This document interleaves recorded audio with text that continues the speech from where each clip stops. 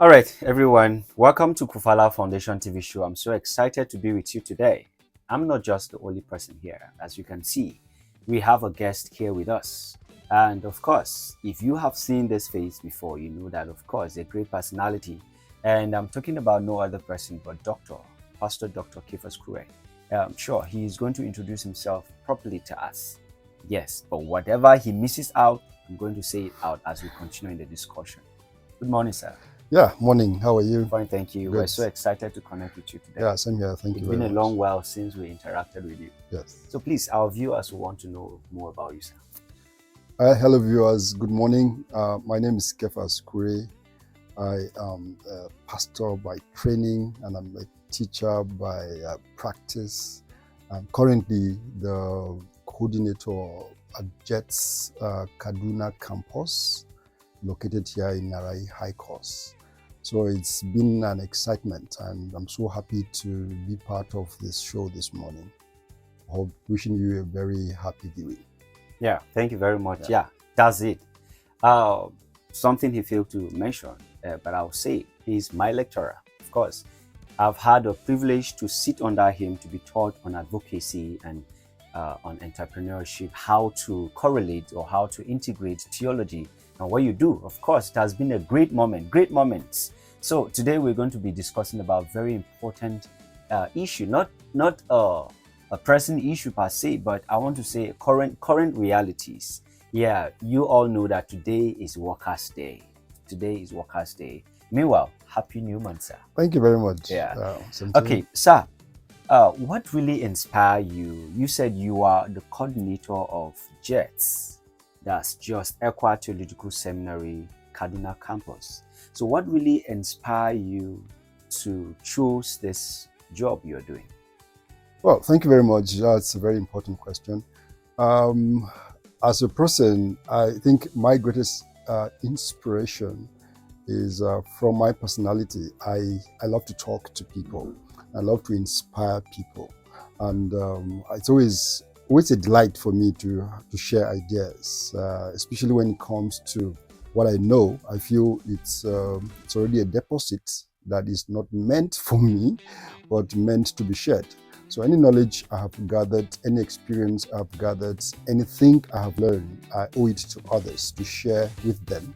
And the inspiration is sharing the knowledge and see how it's making sense, making impacts, and making people grow, making people changing perspectives about life, about how they do things. For me, that is always the greatest inspiration.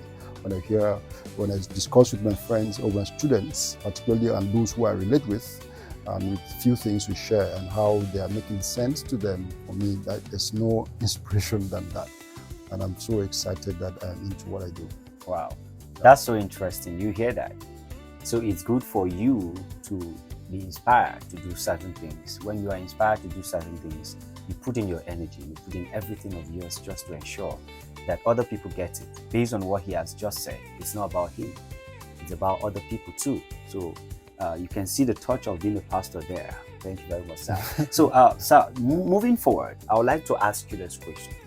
What do you think about what does being a worker really means to you?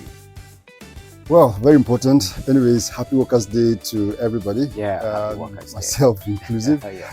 It's a privilege to have to work. It's a privilege, and for me, it's a great privilege to have what is called a job, to work. And being a worker for me primarily means service. It means pouring out. It means laying a legacy, because whatever one does has ripple effect, both in the short time and also in the long time. So whatever one finds themselves to do should have a connotation that it is a legacy that one is laying, whatever thing one finds themselves doing. So as the Bible says, whatever you find yourself doing, do it diligently. So to work doesn't mean just sitting in the office or having an office space, but to work is actually getting involved and moving towards inspiring others, but primarily leaving a legacy, a lasting legacy that impacts life now and even in the future. So it's always a privilege for me to talk about work, and there's no time to elaborate that. But work actually means, for me, pouring out, giving out oneself, giving out one's abilities, giving out one's ideas in terms of, depends on where one finds themselves to do whatever they're doing, giving it the best because it's a legacy that one is laying. That for me, in brief, what it means to work for me. Wow, that's so interesting. Giving out. When you work, give out. And part of the things that should occupy our minds is that let's see how we give out than receiving. Because when you give out and another person who you give out there receives it and make use of it and becomes something better, you should be proud that you are able to give out. That's so interesting. You see, it's very important we know this. Now, sir, you have actually hit a very important point that a lot of people are not paying much attention on about giving out. Because most people today, they work because of what they will get from what they do. Now, I want to ask you, what correlation does faithfulness, integrity has with working?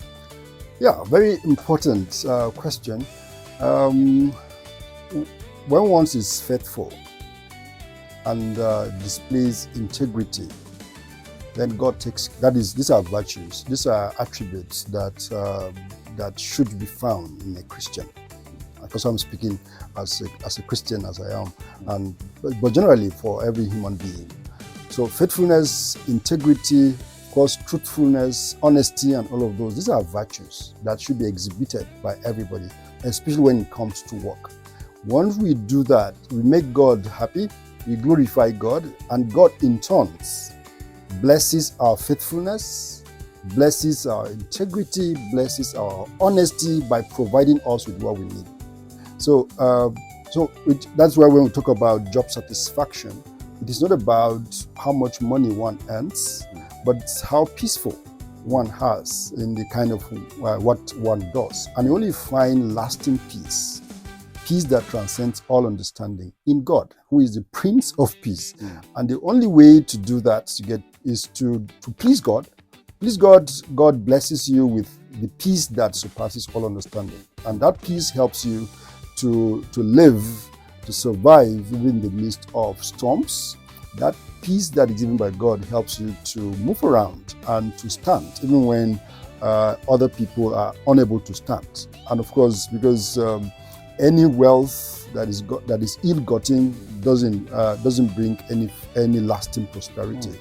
But wealth that is gotten from the source of honesty, the source of integrity, no matter how little it is, it appreciates. No matter how little it is, it brings peace. And you see people who are faithful, who are honest, who are people of integrity, living peaceful lives, not because they have much, but because they have understood the secret of being honest to God, knowing that largely they are accountable to God, because you're going to give account. So it's pleasing God first, not even your employer, but God first. As you please God, definitely you are able to please every other person, that any human person, any human leader that have around. So for me, those are the virtues. That's the correlation between work and faithfulness and other virtues. Yes. Wow, that's so interesting. Yeah, thank you very much, Doctor. You are actually hitting the nail on the right spot. And I want you to know, truly our audience, that what Doctor is saying is not far from the truth. Of course, the fact that he's speaking from the Christian perspective, it doesn't mean that the humanity as a person is negated, irrespective of your religion. Though he's speaking from a Christian perspective, but one, of course, you need to look at human dignity when you talk about relationship. So in a working environment, it is very important that you value the person you work for, the person you work with first, because they are human, right? Not even mindful whether or not they belong to the same faith or not. So that's very important. So those virtues you have mentioned are virtues that, of course, if the Christians, or rather the Bible says this, I believe other religions, they also have a portrait of what they should do. But then from the Christian perspective, that's some of the virtues. There are many virtues, but that's some of the virtues that you need to take up. Sir, you are a worker and you love what you do. In fact, I've sat under you to receive from you. It's a great privilege that I'm sitting here with you, actually. One of the last question I'll ask you, sir, is about challenges. There's no any working environment that there are no challenges. But what can you say about challenges and work? Yeah, of course, there is no any working place, working environment that doesn't have its challenges. But the difference is how you approach these challenges. And so challenges come sometimes. I have faced some of them, ridiculing, name calling, blackmailing, things not done on baseless arguments, or things I have no idea about. These are sometimes from within. That is very terrible sometimes when you get to hear that. But most unfortunately, when you hear when you have challenges, you have ridiculing and so many nasty things said by people you are trying to make lives better for them, who do not know that what you're actually doing is for their good. But they kind of take it back to you in a very terrible manner. So those things are there. But so how do you do?